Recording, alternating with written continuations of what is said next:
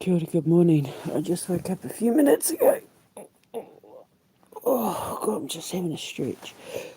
So, this video dropped in my feed, and I found it interesting because she just looked like a normal woman. What was the name of her video? Signs that your man could kill you. Signs that your man wants to kill you. Something like that. For Domestic Violence Awareness Month, and I just thought, well, I'll give it a watch because I've seen the official one, the one that PC June put me on to, the 8 Signs of Murder, I think it's called. I'll put a link in the description box below. I just talked about it in my other video. But I'll put a link to the actual website because she was, the woman who made the list was a former police officer. And it was PC June that said the reason why they reopened my case and gave me a detective was because they looked at my case and realised that, she said, they all had to go through a retraining program. And they realised that my case was domestic violence because not enough victims were being heard and too many women were being killed by their men. She said our police department went through a whole pile of training, and so your case was upgraded. And so I went from having like a normal police investigation to being given a detective by the name of Detective Reed. Haven't heard from them since though. I've got an incident number and everything. I've got a domestic violence case number that I was given in 2003, I believe it was. Nothing was ever done. So I did my own investigation. But PC June had rung me in regards to the attempted murder that I witnessed out the back of my ex's house. And we were talking about it because she'd just spoken to Chris on the phone, and she was taken aback at how very good he was at coming across like he was the nice guy. After, because I was telling her about my ex, because I was scared that when I went to bed, because I was the actual witness to the attempted murder, but he took all the glory. I actually witnessed it. I took a photo of them attacking the boys. I've got a photo of the knife that went missing. And then I was the one that ran down the stairs and did administered first aid on the 3 boys until the police and ambulance arrived. It was only me. No one else would help.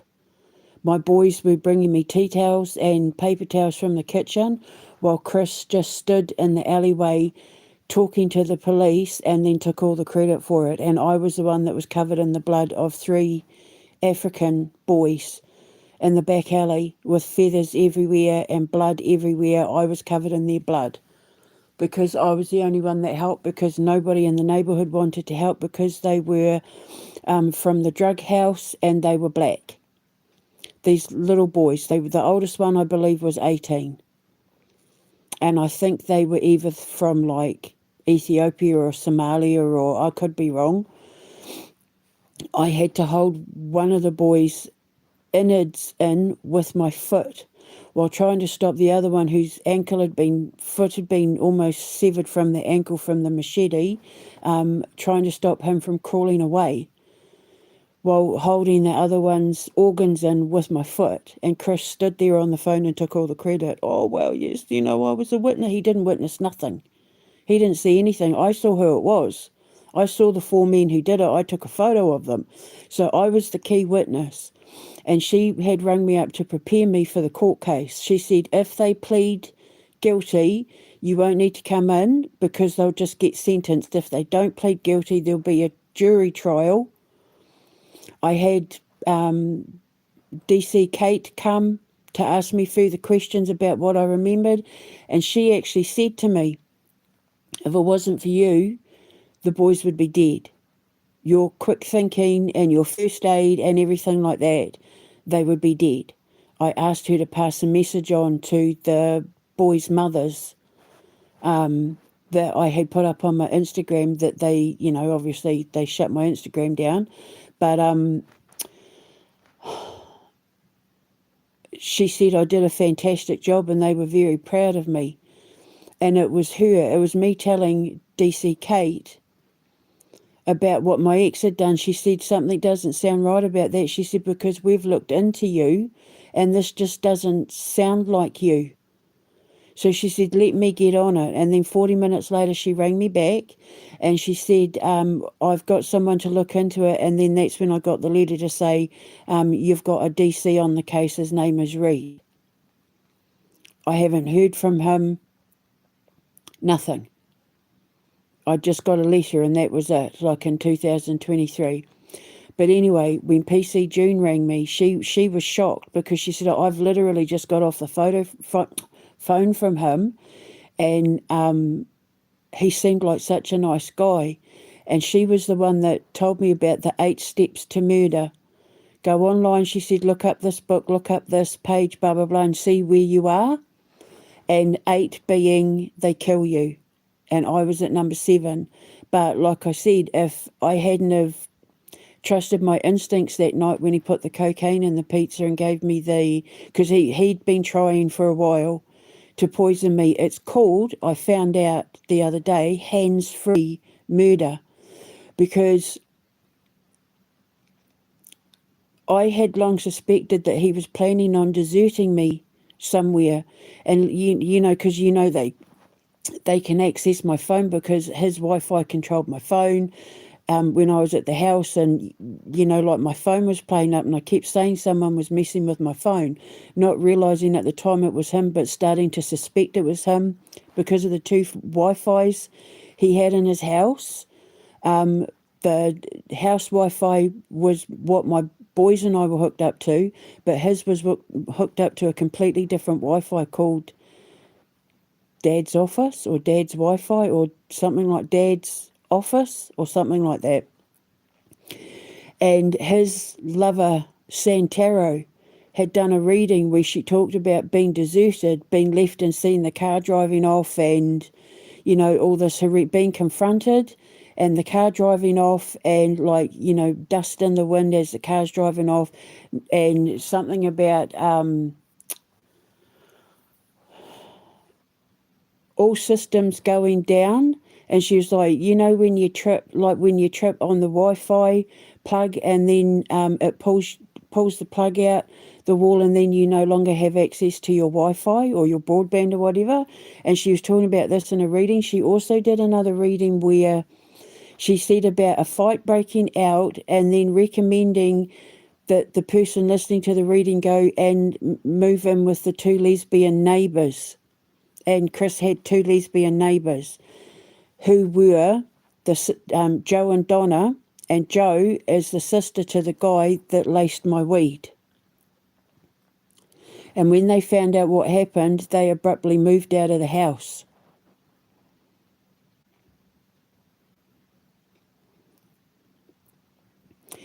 So when I told PC June my story, she said to me, promise me you won't give up fighting. Promise me you won't give up getting justice. I believe in you. You have to do this for yourself. You've got to do it for your boy. She was like, don't give up fighting to hold him accountable because he can't get away with what he did. This was the police officer in regards to the case with the boys, the African boys. And she was the one that directed me to the 8 signs of murder, the 8 signs that your partner's about to kill you. Now, he wasn't my partner, he's my ex-partner, but still. And then this video dropped in my lap. There's an entire website dedicated to women in the Yorkshire and Sheffield area warning them not to date my ex. Because apparently there's a website that women set up in regards to warning other women about don't date that man because he preys for women online, and then he's abusing them and manipulating them, and in one case R-worded one of them. And so his name is on a online on a website that is, I don't know if it's set up by a charity or the police or something like that, but basically you can give enough details to warn them as to who it is, but you can't give them enough details to be doxed or anything. And his name's on that list. Because I mean I don't date. I'm not allowed to date. I'm a high priestess. I'm saved for one man and one man only. So I'm not allowed to date.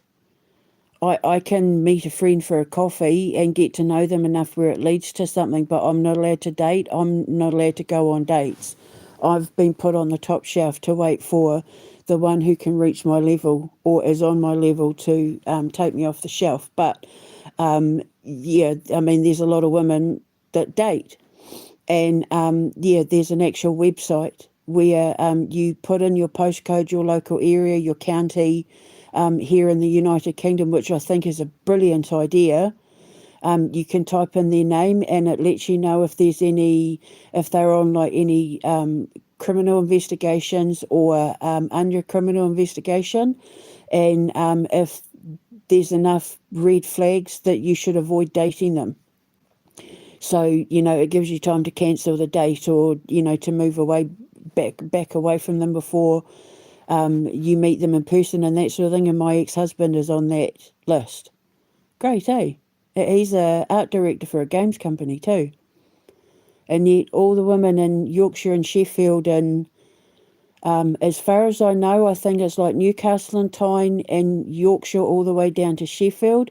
I don't know if it's Derbyshire, but I know it's like Yorkshire and Newcastle and Tyne. He's on this list like 7 or 8 times, I believe.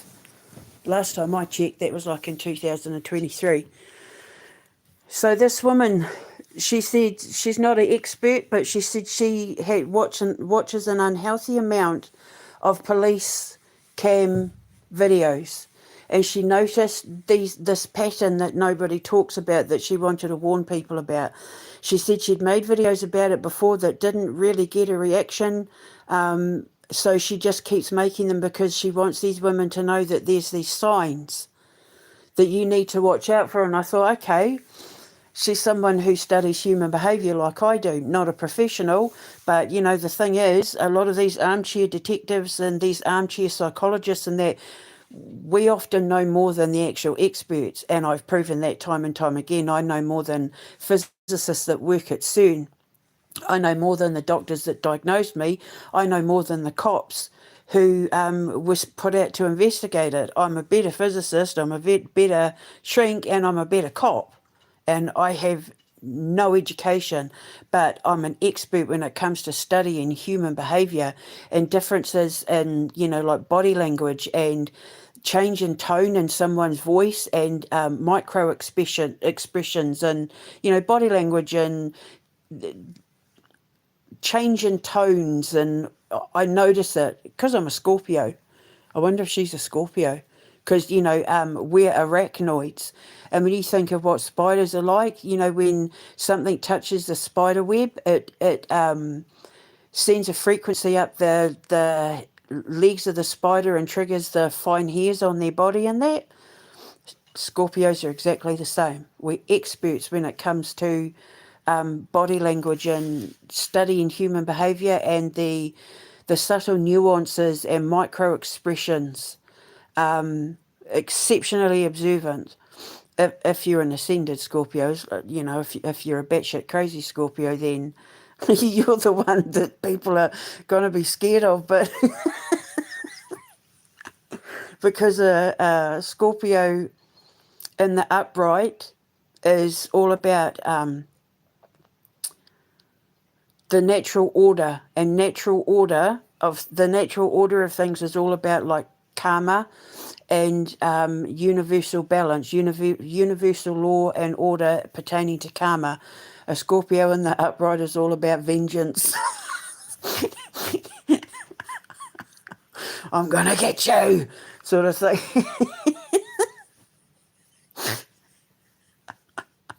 Oh God. So I gave her a listen and I thought, holy crap, She's absolutely right. The first sign she said was, if they ever put their hands around your throat, and remember I've told you the story about the only way towards the end of our marriage he could get off was to put his hands around his throat, and at one point he even put his whole forearm across my throat and put the full weight of his body, and he's a lot bigger than I was, even when I was Count Chocula, to the point where I nearly passed out, but it was the only way that he could finish, if you know what I mean. And then I couldn't have sex with him after that. I was too scared. I have it on the police report when I would wake up and find him trying to do what he was doing and then finishing, he always put his hands around my throat. That's in the police report. She said even if it's as a joke, she said it doesn't even necessarily have to be that he's actually physically trying to choke you. She said even just the act of putting his hands around your throat means he wants to kill you. That he's leading up to wanting to kill you. The other sign was if he cheats on you. Chris cheated on me very early on with a bisexual woman called Claudia down in London. And when he sent me back to New Zealand, he went to see her and also brought women back. One of them, he said, looked like a female version of Rod Stewart that he met in a bar in Birmingham that he took back to our flat, where I paid for a lot of the stuff in that flat. I rang his phone once and she answered it. So he cheated on me a lot.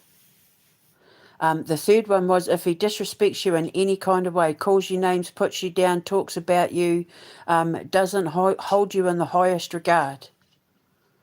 If he has no respect for you whatsoever and treats you like shit and, dominates you and controls you and controls the narrative of how other people see you or how you see yourself. The fourth one was he has a funny walk, and if you see the videos that I put up of me in the shelter down the road from his house, where he's walking the boys past, I know one of them's called Mother's Lament, is actually quite a popular video. You'll see examples of him walking. He walks bow-legged, but he has a very menacing walk.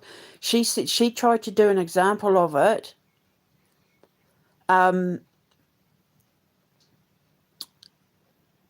But I know, she said, if you know what I'm talking about, you're going to know what I'm talking about with this walk, even though I didn't do a very good example.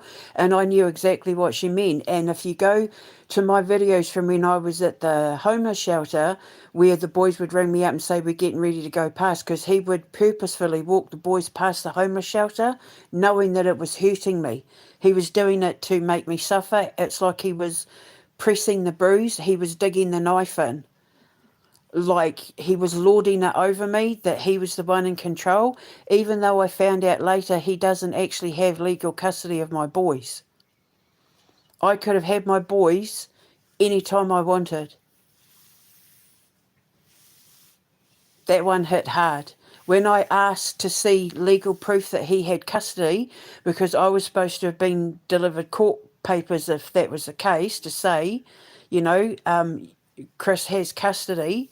He only had custody insofar as because I was locked up. He then became the primary caregiver.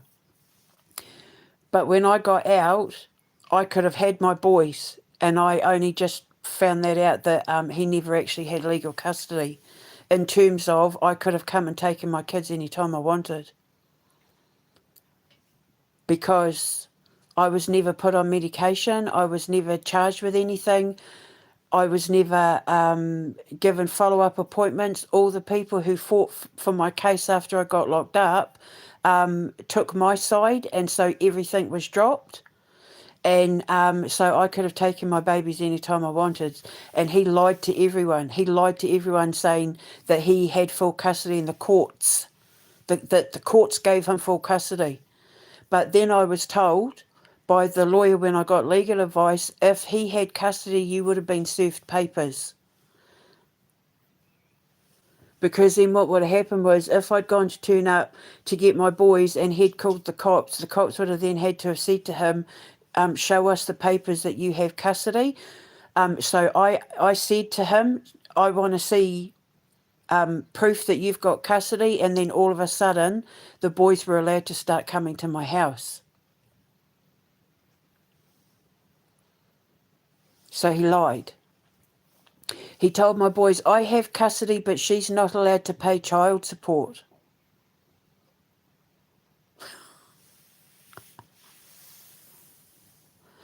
Even though I was the one buying all their clothes and buying all their fruit and vegetables and their little gifts and stuff. I was the one financially taking care of them, which I have proof because I had to go to job seekers to get out the first bit of money in order to buy them winter clothes because they had no clothes. And so Jess at the job seekers, when they were signing me up for the the universal credit or what, but it's not really universal credit, it's to do with my stomach and back disability. It's a special kind of disability thing. But I told her the story, and she offered to lend me money to buy the boys' clothes, and it's all documented, and I just had to pay it back at a certain amount every month. And I was doing that right up until last June when we had that incident. Just as my boys and I were getting everything back on track, and we were, talking about moving away together, I said to them, if anything was to happen and we were offered the opportunity to immigrate to Russia, would you come? And they were like, hell yes. That was their first response. And then it was literally the next week they turned up and all hell broke loose. So he does have a funny walk. It is up on... I've got videos of him walking past the homeless shelter. He walks bow-legged, but he has this walk like a crow, where he scans, but in a very menacing way, and people are scared of him. People cross the road, and I said to him before I got locked up, people are scared of you, and he goes, good. He said, I want them to be scared of me. I want them to be terrified of me, he said. Well, tick. He achieved that. Women are so scared of him that he's on a internet watch list. And then the last one, which I thought was interesting, if he ever points a gun at you. Now, you don't see people with guns here in the UK. Shootings are very, very few and far between. They're as rare as hen's teeth. So if there ever is a shooting here in the UK, it's quite the shock because they're more, stabby people. But he used to go airsofting, and when we first moved to Birmingham, he shot me in the back with his airsofting gun. He thought it was funny. He took a pellet gun to Edinburgh Zoo and shot some of the zebra and thought it was funny. But yeah, I thought that was interesting, that one, because he did shoot me.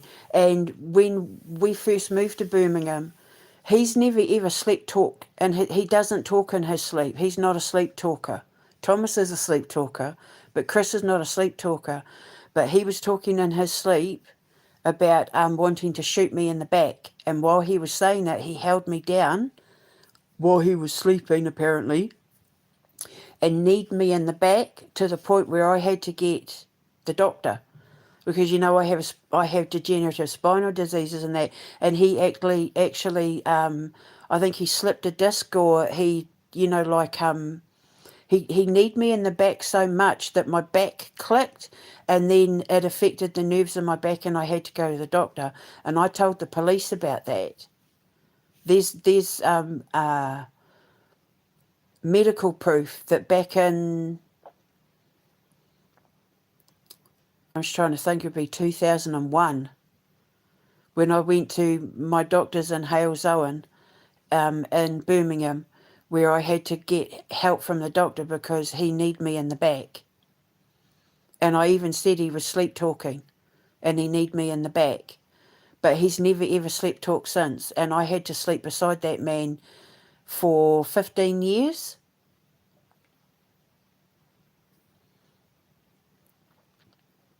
So I thought that was interesting. The other thing I've put a link in the description box for is to do with this online cult that's targeting children for abuse, where they're talking them into taking their own lives on camera, committing incest, killing animals, that sort of thing. It's just to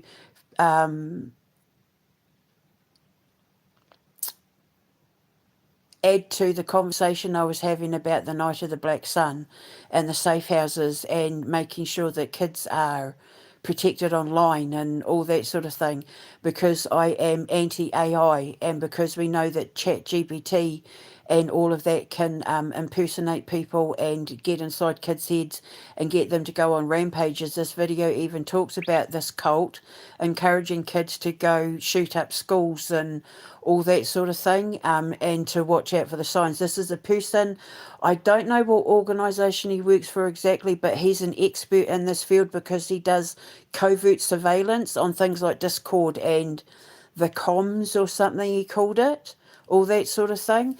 And so he was giving warning signs. And, you know, this is something that I'm very passionate about, because of what I was saying about how I raised my sons. There's been a few times where my sons have had to deal with people in their circle who had like episodes where they were threatening to hurt themselves, and my boys had to jump in. And my son saying the only reason why I knew what to do is because I grew up watching you. And I was so proud of him. I was so proud of him. Because this is what I was saying. This is the bloodline. My boys and we're the protector bloodline. We're supposed to watch over the vulnerable and the pure and innocent in that. It's just something that we're naturally good at because I got it from my dad. I get it from my dad's side of the family. And yeah, so the other thing is I need to correct what I was saying about when I said my hypothalamus, my cortisol spikes with my hypothalamus. I knew I'd said it wrong. I knew I was supposed to say hippocampus. And when I said it, you can hear me kind of stop talking for a minute because I'm thinking, am I supposed to be saying hippocampus, not hypothalamus? But I didn't correct myself because I was so on my rant about Martin and Elon and the whole Bowen Kingsley thing, and my phone being switched off and it being very curious indeed, that I didn't correct myself. But in the description box I do correct it, but I'm correcting it now. I didn't mean to say hypothalamus, I meant to say hippocampus, and I knew I'd said it wrong, I just didn't correct it, which is unprofessional and lazy, so I do apologise. So I've put the links in the description box below. Parents, grandparents, aunties and uncles, you need to be, these are the sort of things that probably should be taught in schools. The warning signs. I know it's going to be taught in my school, and also as well with my IT department, with my streaming services and my version of Discord and X and Facebook, and that my IT people are going to be on it. Like, we're going to have alarm bells that you can hit, and there's even a video that I put up in the links where people are talking about even Uber drivers and Just Eats deliverers, and they have started using that as a means to traffic victims as well, especially if they're offering you free drinks and free food and all of that. They use syringes to put fentanyl and stuff in the food when it's delivered, in order to try and get you. So, yeah, this is probably something that should be taught in schools. It's going to be taught in my school. But like I said, when I do the Night of the Black Sun, when we have our little ad breaks and our little snippets and stuff, we'll be talking about it then. And I'm going to broadcast it on my internet radio, if I'm not living in a country where I can actually put it out over the radio, I'll be doing it over my internet radio station. Okay? So the links are in the description box. And I'll find that 8 signs of murder or whatever it's called and put that in as well. So arm yourself with the knowledge. It's this isn't just about women, because men are victims of this too. And if we all educate ourselves, and if we've got children involved or we're around children, we can then educate the children so that they don't end up as victims as well, or as victims when they're older, just like I've done with my children. My children know the ins and outs. Like, my boy knew the second that person hit him up on PlayStation, when he said he was I'm a friend of, because my son said, who are you? And he said, ask your dad, I'm a friend of your dad. And that just sent alarm bells to my son, and he came to me, Mum, what should I do? And I said, block him. And then when I investigated this person, he was an artist. His Instagram, and he's a fellow artist just like my ex, and so my ex was giving him our son's like PlayStation and all that, like their usernames and grooming, and luckily I raised my boys to know better. My boys know all the signs.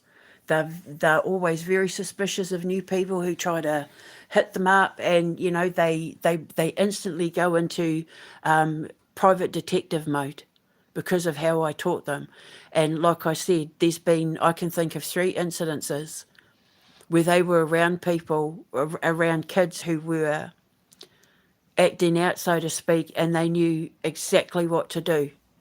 And when my sons came and told me, and I was so proud of them, my eldest said, well, yeah, it's because I knew what to do from watching you. And I was so proud. That's when I knew I was raising them right, and that the 3 of us were going to do fantastic with this foundation, because that foundation is all about protecting kids like my boys and their friend groups, and all the kids that hang out online, and all the kids that have online friends and all of that. So, yeah, this is something that's very near and dear to my heart. I was a victim of abuse when I was a child, both sexual and physical, and mental, and emotional. And then I was also, like I said, kidnapped by the paedophile when I was 5.